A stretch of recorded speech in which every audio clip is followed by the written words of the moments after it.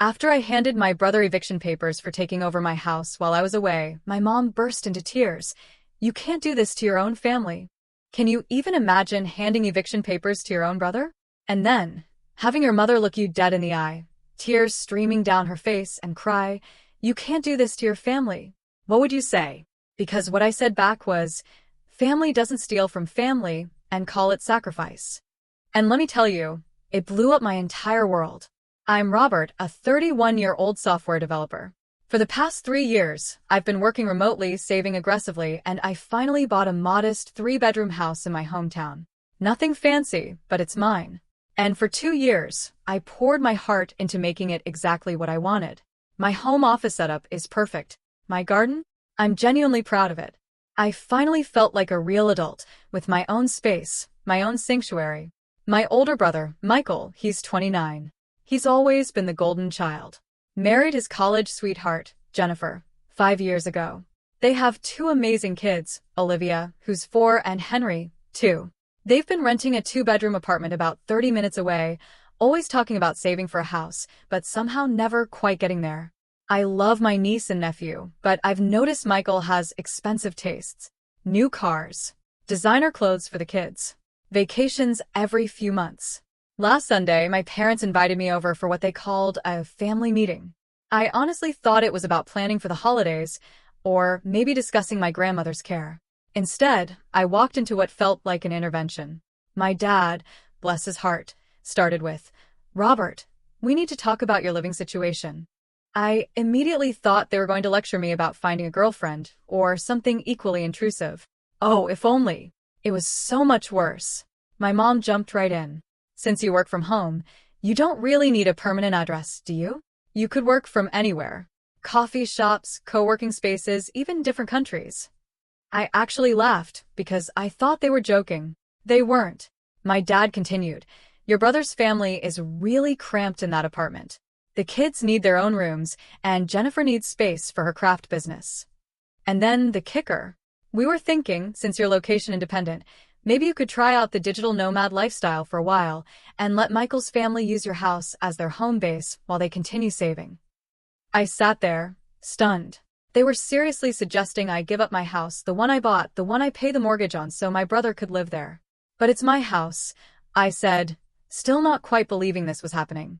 "I have an entire office set up. My life is here." My mom waved her hand dismissively. "Oh, Robert, you're young. This could be an adventure. Think of all the places you could see, the experiences you could have. Your generation is all about experiences over possessions, right? Plus," my dad added, "it would just be temporary. Maybe 6 months to a year while they save up for their own place. You'd still own the house, of course." I asked the obvious question. Why can't they just continue renting while they save? The look my parents exchanged told me everything. And then Michael was there. Suddenly. Coming in from the kitchen where he'd apparently been waiting. "Rob, man, the rental market is insane right now. Our landlord is raising the rent by $500 next month. With what we'd pay in rent, we could almost cover your mortgage payment. It would help both of us. You'd have someone taking care of your place while you travel, and we'd finally be able to save properly." "I don't want to travel," I said flatly. "I want to live in my house. The house I bought specifically so I could work from home comfortably." Jennifer appeared then, Olivia on her hip. "Uncle Robbie, don't you want your niece to have her own princess room?" Olivia looked at me with those big, innocent eyes, and I felt like I was being emotionally manipulated by a 4-year-old. The conversation devolved from there. My parents kept insisting that I was being selfish, that family helps family, that I was wasting a 3-bedroom house on just myself. They threw out phrases like digital nomad and location independence like they'd just discovered these concepts and couldn't understand why I wasn't thrilled about suddenly adopting this lifestyle. Michael tried the buddy approach. "Come on, Rob. Remember when we were kids and talked about traveling the world? This could be your chance." "I'd totally do it if I didn't have the kids, right?" The kids he chose to have. In the apartment he chose to rent. With the money he chose to spend on everything except saving for a house. I left after an hour of this, saying I needed time to think, but I already knew my answer was no. I worked hard for my house. I love my house. I don't want to be a nomad, digital or otherwise. I want to water my tomatoes and drink coffee in my kitchen and sleep in my own bed. But now I'm getting texts from all of them. My mom sent me articles about digital nomadism. My dad sent me a spreadsheet showing how much money I could save without utility bills, ignoring that I'd have to pay for accommodation everywhere I went. My brother sent me photos of co-working spaces in Bali, as if that's supposed to convince me. Was I crazy for not wanting to give up my house? They were making me feel like I was some kind of selfish monster for wanting to live in the home I bought. How do I make them understand that just because I can work from anywhere doesn't mean I want to? Oh, and yes, for everyone asking, the house is 100% in my name. I put down 20%, never missed a mortgage payment. Michael has never contributed a dime. Then came the real bombshell. I got a text from my mom. Your brother viewed the house today while you were at the coffee shop. The kids love the backyard. Olivia picked out which room would be hers. We should talk about the transition timeline soon. They went to my house without telling me. It's been 2 weeks since then, and things have escalated beyond anything I ever imagined possible. Thank you to everyone who responded to my original post. Your comments gave me the confidence to stand firm. I sent a clear message to my family. I will not be leaving my house. This is not up for discussion. Please respect my decision. That should have been the end of it. It wasn't. Last Monday, I came home from a rare in-office meeting to find Michael's car in my driveway. Inside, I found Michael, Jennifer, and both kids. They had suitcases. They were unpacking in my guest room. What the hell are you doing? I demanded. Michael looked at me with this sheepish expression. Hey, Rob. So, funny story. Our landlord actually gave us a 30-day notice. He's selling the apartment. Mom said you were cool with us crashing here temporarily while we figure things out. Mom said what? I was seeing red. This is breaking and entering. Jennifer started crying. Actually crying. Robert, please. We have nowhere else to go. It's just for a few weeks while we find another rental. The kids are so excited to have a backyard. Please don't make us leave tonight. Olivia and Henry were looking at me with confused expressions. Olivia asked, Uncle Robbie, can we stay in your house? Mommy said we could play in the garden. I felt like the world's biggest jerk, but I held firm. You can stay tonight. One night. Tomorrow. You need to find somewhere else. I called my parents immediately. My mom answered with, Oh, good. Did Michael arrive safely? You told him I agreed to this? Robert, don't be dramatic. Family helps family. It's just temporary. I said, No, this is my house. My dad got on the phone. Son, don't raise your voice to your mother. Your brother is in a tough spot. Surely you can share for a little while. Think of the children. I hung up on them. That night was awkward beyond belief. I ordered pizza because Jennifer was too stressed to cook and Michael was too exhausted from moving. The kids ran around my house like it was a playground. Olivia spilled juice on my couch. Henry grabbed at my work laptop with sticky fingers. I tried to work in my office, but I could hear everything through the thin walls. The next morning, I woke up to the smell of breakfast. Jennifer was in my kitchen making pancakes. Good morning, Robert. I thought I'd make your favorite breakfast as a thank you. My favorite breakfast is a protein shake. I don't even like pancakes. Michael was in the living room. His gaming console already hooked up to my TV. Hey, bro, hope you don't mind. I figured since we'll be here a few weeks, might as well get comfortable.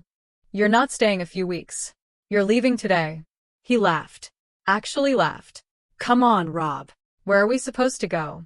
Hotels are expensive and mom and dad's place is too small. It's just temporary. That word. Temporary.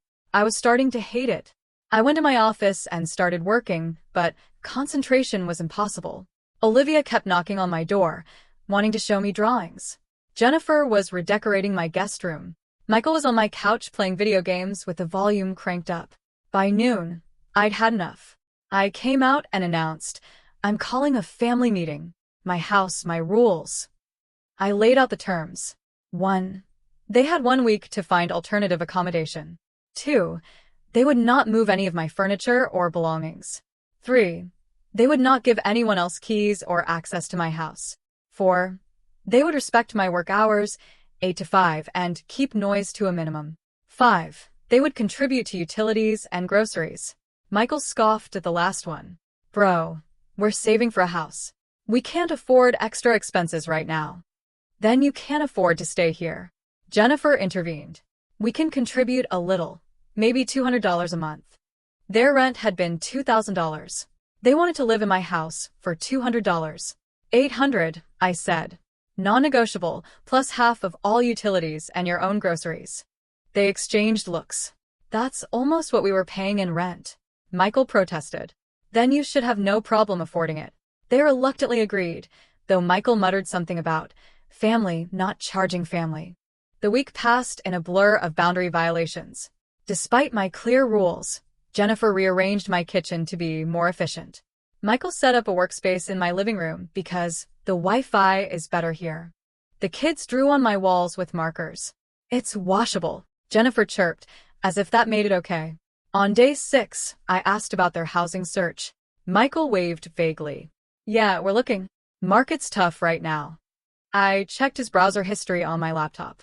He'd been using it without permission. ESPN, Reddit, YouTube. Not a single apartment listing site.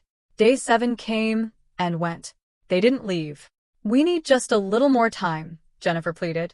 We viewed some places, but they weren't suitable for the kids. I gave them 3 more days, then 3 more. Each time, there was an excuse. Too expensive. Too far from Michael's work. Not in a good school district. Olivia is 4. It's now been 2 weeks. They've completely taken over my house. My office has become Olivia's playroom. She needs a space for her toys, Jennifer explained, as if that justified relocating my entire workspace to a corner of my bedroom. The guest room is fully decorated with their furniture. They've hung family photos in my hallway. Yesterday, I overheard Michael on the phone with someone. Yeah, we're all settled in Rob's place. It's perfect. 3 bedrooms, big backyard. We're thinking of staying long-term, if he'll let us. Way better than any apartment we could afford. I'm at my breaking point. They're not looking for housing. They're not saving money. Jennifer came home with new furniture yesterday because the kids needed proper beds. They're treating my house like it's theirs. But here's the kicker. My parents are fully supporting them. Every time I complain, I get it's just temporary. It's been 2 weeks. If family helps family, where's my help? Think of the children. Who thought of me? You have all that space to yourself because it's my house. My mom even suggested I could move into their basement apartment if I need space. Their basement apartment. So, I should leave my house and live in my parents' basement while my brother lives in my house. I'm starting to feel like I'm going crazy. Everyone in my family is acting like I'm the unreasonable one. My brother posts on social media about being grateful for family support, with pictures of the kids in my backyard. Relatives comment about how wonderful it is that I'm helping out. I've started looking into legal eviction procedures in my state since they've been here over a week and are receiving mail. Yes, they've already changed their address. They're considered tenants. I would have to give them 30 days notice. 30 more days. I can't work properly. I can't relax in my own home. I wake up to kids screaming and go to bed to the sound of Michael's gaming. My grocery bill has tripled.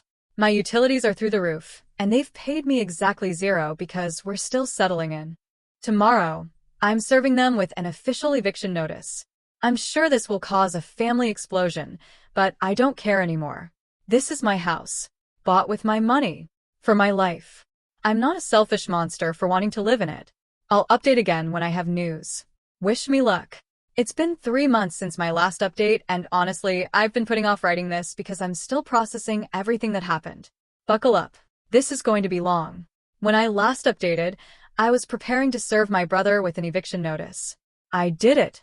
I hired a lawyer, had the papers properly drawn up, and served them officially. The 30-day notice was dated October 15th, giving them until November 15th to vacate. The explosion I expected? It was nuclear. Michael laughed when I handed him the papers. Actually laughed. You're not serious, he said, tossing them on my coffee table. Mom and Dad said you were just being dramatic. This will blow over. Jennifer cried again, but this time it felt more manipulative than ever. How can you throw your own family out on the street? What kind of uncle does this to children? I held firm. The kind who wants to live in his own house. You have 30 days to find somewhere else. The first thing they did was call my parents. Within an hour, my phone was blowing up. My mom, my dad, aunts, uncles, cousins I hadn't spoken to in years. Everyone had an opinion about what a selfish, heartless person I was. My mom's text, "I'm disgusted by your behavior. Those children are your blood. Your brother is trying to provide for his family, and you're sabotaging him." My dad, "I didn't raise you to be this selfish. You're breaking your mother's heart." Aunt Patricia, "I heard what you're doing to poor Michael. Shameful. Families should support each other." Even my grandmother called, though she was more reasonable. "Robbie, dear, I understand it's your house, but couldn't you work something out?" I stopped answering my phone. The 30 days were the longest of my life. My brother and his wife switched tactics daily. Some days they'd be super sweet, cooking meals, cleaning badly, having the kids draw me pictures. Other days they'd be cold, making pointed comments about family values and selfishness. They also started a campaign of deliberate disruption. Music at all hours. Accidentally unplugging my router during important meetings. Taking hour-long showers when they knew I needed to get ready for work. Jennifer started cooking fish, which she knows I hate, every single day. "It's brain food for the kids," she chirped. 2 weeks into the notice period, things got worse. I came home to find my locks had been changed. My locks. On my house. Michael came to the door with a smirk. "Oh, hey, bro, Jennifer's been worried about safety with the kids, so we upgraded the locks. Don't worry, we made you a copy." He handed me a single key. I called the police. They said it was a civil matter, since Michael was a tenant. I called my lawyer. He said we could add it to the eviction case, but it wouldn't speed things up. I had to stay in a hotel that night because the key they gave me didn't work. "Oops," Michael said the next day. "Must have given you the wrong one." During this time, Jennifer started redecorating in earnest. She painted Olivia's room, my guest room, pink. Didn't ask. Just did it. Put up wall decals, hung a princess canopy over the bed. "It's temporary," she said when I confronted her. "We'll paint it back when we move." They weren't planning to move. November 1st, I heard Michael on a video call with his friends. "Yeah, Rob's being a dick about the house, but possession is 9/10 of the law, right? He can't actually force us out if we just don't leave. Not with the kids here. What judge is going to throw out 2 little kids?" That's when I realized they were planning to fight the eviction. I started documenting everything. Every conversation. Every change to my house. Every instance of them preventing me from normal use of my property. My lawyer said it was smart. We might need it. November 15th came. They didn't leave. "We need more time," Jennifer said.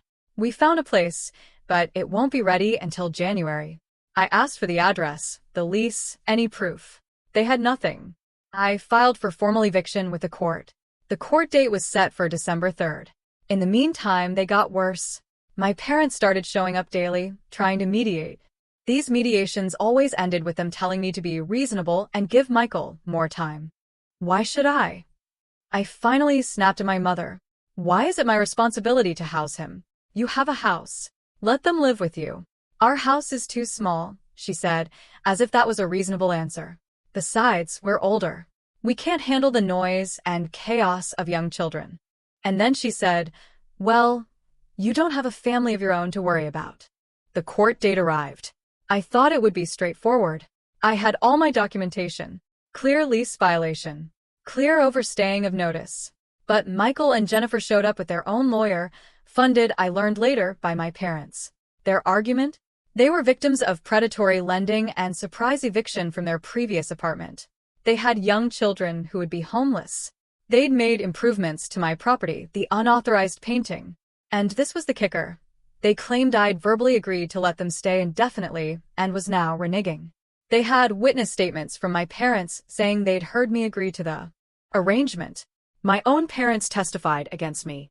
The judge gave them an additional 60 days due to the presence of minor children and the upcoming holidays. 60 more days. I broke down in my car after court. Not sad crying. Rage crying. The kind where you can't breathe properly and your vision goes blurry. But here's where things shifted. Remember my grandmother, who'd called earlier? She reached out again after hearing about the court case. "Robbie, come see me. Grandma Ellen is 82 and sharp as a tack." She sat me down with tea and cookies like I was 12 again. "Your parents are wrong," she said simply. "I've watched this dynamic your whole life. Michael gets, you give. It's not right." She told me things I'd never known. How my parents had used money she'd given them for my college fund to bail Michael out of credit card debt. How they pressured her to change her will to favor Michael because he has a family to support. How she'd refused. "I'm leaving my house to you," she said. "It's in the will already done, because you're the only one in this family who understands the value of working for something." Then she did something that changed everything. She called my parents and tore them apart. I mean, really laid into them about favoritism, about enabling Michael's irresponsibility, about punishing me for being successful. It was glorious and terrifying. My parents were furious, but something in their dynamic shifted. Maybe it was shame. Maybe it was the threat of being cut off from her will, but they backed off a little. The 60 days continued to be hell. Michael and Jennifer knew they were leaving, so they stopped pretending to care about the house. Things got damaged. Accidentally. Always accidentally. A broken window. Scratched floors. Holes in walls from hanging pictures. I lived in my office, essentially. Showered at the gym. Ate takeout in my car. I couldn't stand being in my own home. January 15th. Eviction day. They didn't leave willingly. I had to have sheriff's deputies remove them. Jennifer wailed about trauma to the children. Michael called me every name in the book. Olivia asked why Uncle Robbie was being mean. That hurt the most. They moved in with my parents. Suddenly, the house that was too small became adequate. Funny how that worked. The damage to my house was extensive. Beyond the visible stuff, they'd somehow damaged the plumbing, destroyed the garden, and left the place filthy. It took $12,000 and 3 weeks to get it back to livable. I sent them the bill. They laughed. I sued. My lawyer said we had a good case. Court date pending. The real plot twist came last week. My parents invited me to dinner. I almost didn't go, but Grandma Ellen convinced me to hear them out. I arrived to find not just my parents, but Michael, Jennifer, and the kids. An ambush. "We need to talk about the house situation," my dad started. I stood to leave, but my mom blocked me. "Please, just hear us out." Their proposal was this. Since I'd proven I didn't need the house full-time by staying in my office during their occupation, and since Michael's family was suffering in their small space, wouldn't it make sense for me to embrace the digital nomad lifestyle? They'd researched everything. Co-working spaces. Airbnbs. It's the future of work. Michael chimed in that they'd be willing to rent my house for $1,000 a month. Below market, but family discount, right? Below market. My mortgage is $1,800. Property tax, insurance, and maintenance bring it to about $2,500 monthly. They wanted me to subsidize their living while I wandered the world like a nomad. "We've already talked to Olivia about having her own room again," Jennifer added. "She's so excited." I looked at my parents. Really looked at them. My mom was nodding encouragingly. My dad was pulling out printouts about digital nomadism. "You're serious?" I said, not a question, a statement. "It just makes sense." My mom said, "You're single. No attachments. Michael has a family. The house is too big for one person. Then Michael should buy his own house." "With what money?" Michael snapped. "You've made sure we can't save anything. With your lawsuit. With the money you spend on gaming systems, new cars, and vacations. I have a family to provide for. They deserve nice things and I don't." Silence. That's when it hit me. Really hit me. In their eyes, I didn't deserve nice things. I was single, therefore less than. I was successful, therefore obligated to share. I was responsible, therefore expected to sacrifice. I stood up. "No, Robert, be reasonable," my father started. "No. I will not be a nomad. I will not rent my house below cost. I will not subsidize Michael's lifestyle. I will not sacrifice my comfort for his choices. No." My mother started crying. Real tears this time. "I don't understand what happened to you. You used to be such a caring boy." "I still care," I said. "I just also care about myself." I left. They've been blowing up my phone since. I've blocked most of them. Only Grandma Ellen remains unblocked, and she's proud of me. Yesterday, I got a letter from a lawyer, not mine, theirs. They're threatening to sue me for emotional distress and unlawful eviction. They claim I promised them a permanent home and reneged, causing psychological trauma to the children. My lawyer laughed when I showed him. They have no case. Countersue for damages and harassment. So, that's where we are. I'm sitting in my house, in my office, drinking coffee from my coffee maker. It's quiet. It's peaceful. It's mine. The garden is replanted. The walls are repaired and painted the colors I chose. My office is set up exactly how I like it. I've lost most of my family over this. They think I'm selfish, cruel, and unwilling. Maybe I am. Or maybe I'm just done being the family doormat. My therapist, yeah, I got one, says I'm establishing healthy boundaries for the first time in my life. It feels weird, uncomfortable, but also free. I don't know what the future holds. The lawsuits, the family drama, the holidays are going to be awkward as hell. But I have my house, my space, my life. And despite everything, despite the guilt trips and the manipulation and the drama, I don't regret it. This is my house. I worked for it. I paid for it. I deserve to live in it. Family helps family, they say.